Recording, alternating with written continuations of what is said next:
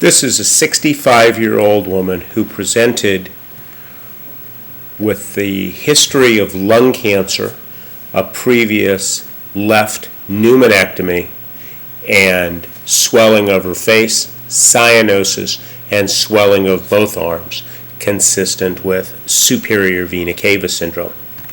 She was cyanotic, unable to lie down carefully near the requirement for intubation. Let us digress for a second and discuss the causes of superior vena cava syndrome. Traditionally, the causes have been separated into malignant and benign causes. However, I have separated these into intrinsic and extrinsic causes because this goes more with my treatment plan. The intrinsic causes, which traditionally have not been very prevalent, are increasing rapidly in number due to the increased number of ports, permacaths, and PICC lines that we have.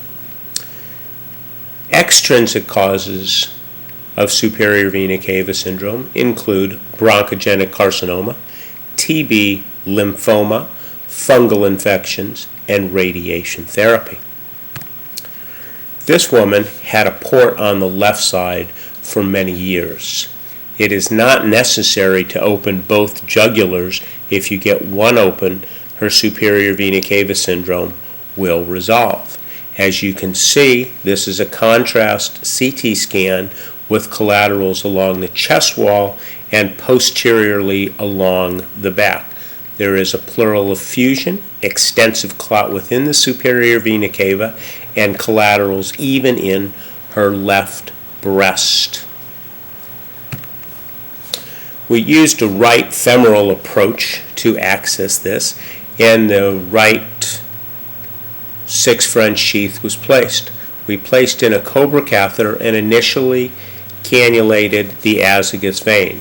The azygos vein fills in a retrograde manner here, down into the left renal vein, which drains into the inferior vena cava, and also into the internal iliac vein, and then into the common iliac vein and the inferior vena cava to return blood from the left side of the chest. Obviously, not a very efficient way to return blood.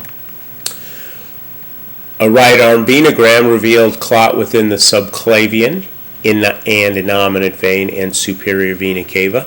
A right jugular vein revealed clot within the jugular as well as superior vena cava. At this point, it was decided to treat the patient with TPA. She had known brain metastasis, but begged us to treat her anyway because she could not live like this. We placed 2 catheters, one from the femoral approach and a second from a right arm approach with multiple side holes in each, and infused TPA at 0.45 milligrams per hour per catheter. You can see the port sitting nicely in the superior vena cava here. The patient was sent to the intensive care unit and brought down approximately 15 hours later. As you can see from this study, there is still clot within the superior vena cava, but it is in fact improved. And we then angioplastied the jugular and superior vena cava to 14 millimeters and angioplastied the right subclavian to 8 millimeters. And that's what this looked like. At the completion of the study, there was excellent flow in the superior vena cava. As you can see, her cyanosis has resolved and she is much more comfortable at the present time. We then placed the patient on long-term Coumadin therapy and she did not develop any more symptoms. Thank you for your attention. If you have any questions, please do not hesitate to contact me at tpmmd@hotmail.com.